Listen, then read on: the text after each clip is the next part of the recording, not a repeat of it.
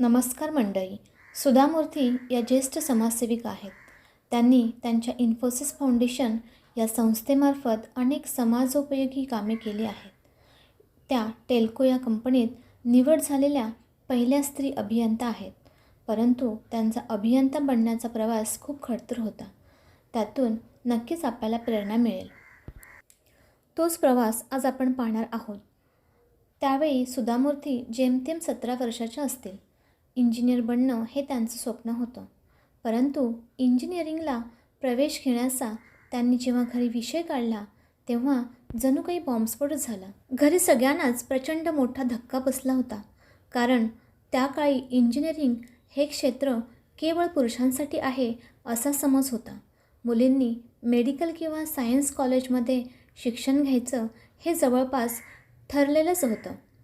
मुलींनी इंजिनिअरिंग कॉलेजमध्ये शिकायला जाण्याची कल्पना देखील करणे कठीण होते.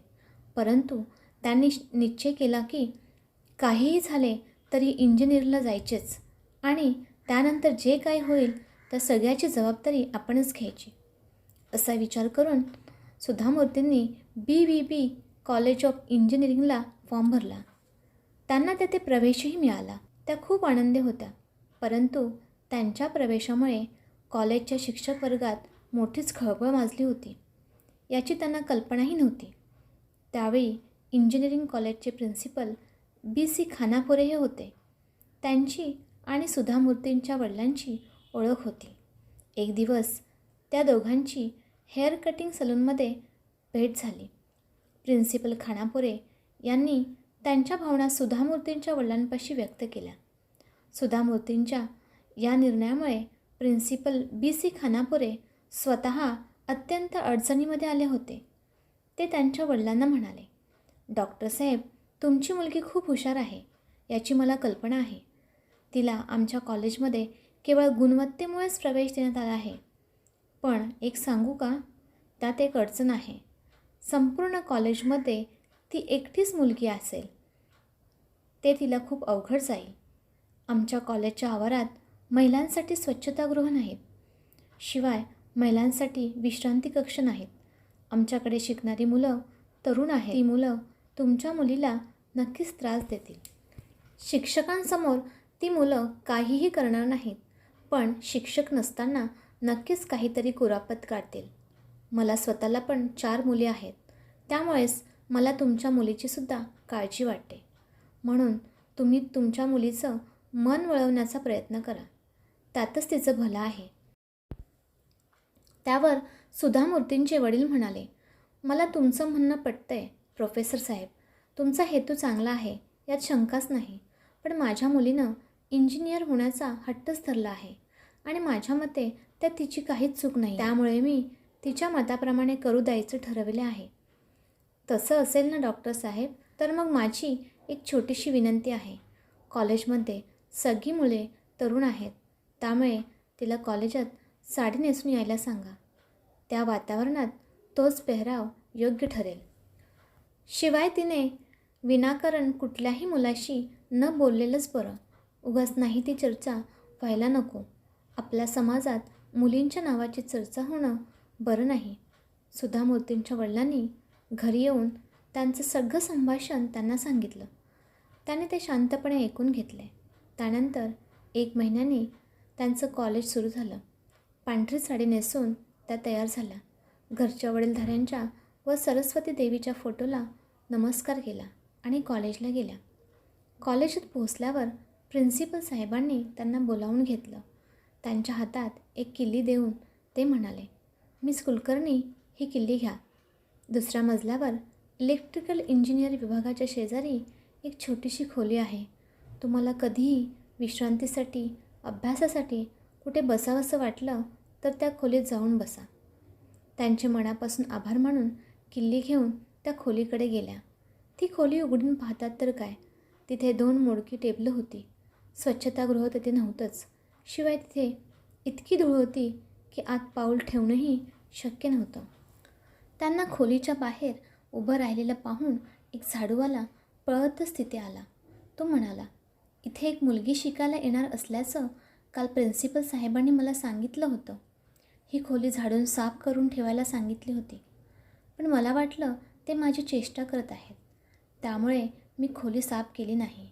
पण मी आत्ता लगेच साफ करून देतो. मग त्यानं घाईघाईनं खोली झाडून दिली. तरीसुद्धा ती फारशी स्वच्छ झालीच नव्हती, धूळच होती. मग सुधामूर्तींनी ती खोली त्यांच्या मनासारखी साफ केली. त्यांनी जेव्हा वर्गात प्रवेश केला तेव्हा सगळेजण त्यांच्याकडे रोखून पाहत होते. पण त्यांनी चेहरा कोरा ठेवून बसण्यासाठी रिकामी जागा आहे का ते पाहिलं. पहिला भाग रिकामाच होता. त्या जाऊन बसणार इतक्यात त्यांच्या लक्षात आलं, बाकाच्या मधोमध कुणीतरी तिथे शाई सांडून ठेवली होती. ते पाहून त्यांना रडू येत होते, परंतु त्यांनी कसेबसे स्वतःला सावरले. हातातल्या कागदानं त्यांनी शाई पुसून काढली आणि बाकाच्या एका टोकाला बसल्या. मागील मुले कुजबुजू लागली. एक मुलगा दुसऱ्याला म्हणाला, तू त्या बाकावर शाई कशाला शिंपडलीस? आता ती प्रिन्सिपलकडे जाऊन तक्रार करेल. त्यावर दुसरा मुलगा म्हणाला, पण मीच शाई शिंपडली असं ती कसं सिद्ध करू शकेल? इथं आपण एवढे सगळे आहोत. त्यांना खूप वाईट वाटलं होतं, पण तरीही त्यांनी प्रिन्सिपलकडे जाऊन तक्रार वगैरे केली नाही. जर मुलांविरुद्ध तक्रार केली तर त्यांना आणखी त्रास देतील आणि हा त्रास जर फारच वाढला तर त्यांना कॉलेज सोडावं लागेल, असं प्रिन्सिपल सरांनी त्यांच्या वडिलांना सांगून ठेवले होते. त्यामुळेच त्या मुलांनी आपल्याला कितीही त्रास दिला तरी तो सहन करायचा, पण तक्रार करायची नाही, असं सुधामूर्तींनी मनाशी ठरविले. आपल्याला शरीरानं आणि मनानं याहून अधिक खंबीर कसं होता येईल याचाच त्या रात्रंदिवस विचार करत असत.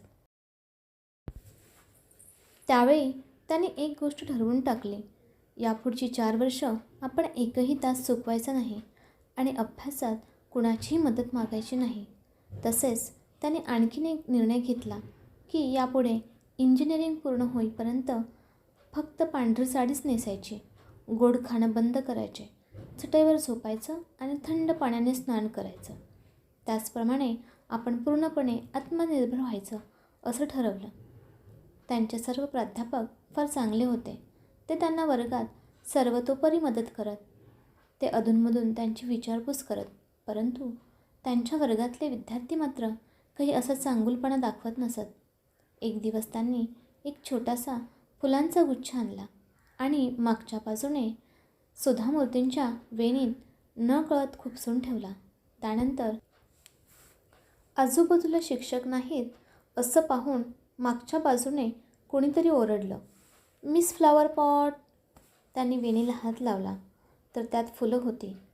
ती त्यांनी शांतपणे काढून फेकून दिली, पण तोंडातून एक शब्दसुद्धा काढला नाही. कधीकधी ती मुलं मागच्या बाजूने त्यांना कागदी बाण मारत. एखादा बाण उचलून उघडला तर त्यावर काहीबाही लिहिलेलं असे. स्त्रीची जागा स्वयंपाकघरात, चुलीपाशी, इंजिनिअरिंग कॉलेजमध्ये नाही, अशा प्रकारे काही ना काही लिहिलेलं असे. हा अभ्यास करता करता एक गोष्ट सुधामूर्तींच्या लक्षात आली की इंजिनिअरिंग हे पुरुषांचे क्षेत्र आहे हे साफ खोटं आहे. कारण सगळा अभ्यास त्यांना चांगला समजत होता. त्यांना मुलांपेक्षा चांगले गुण मिळत होते. अखेर त्यांनी विद्यापीठात प्रथम क्रमांक प्राप्त केला. अशा प्रकारे आत्मनिर्भर होऊ शकल्यामुळेच त्या कणखर बनल्या. काही काळानंतर मुलं त्यांच्याशी आदराने वागू लागली. अभ्यासामध्ये ती त्यांची मदत घेऊ लागली. मंडळी, हा व्हिडिओ तुम्हाला कसा वाटला ते कमेंट करून नक्की सांगा आणि व्हिडिओ आवडला असेल तर व्हिडिओला शेअर करा, लाईक करा आणि सबस्क्राईब करायला विसरू नका. धन्यवाद.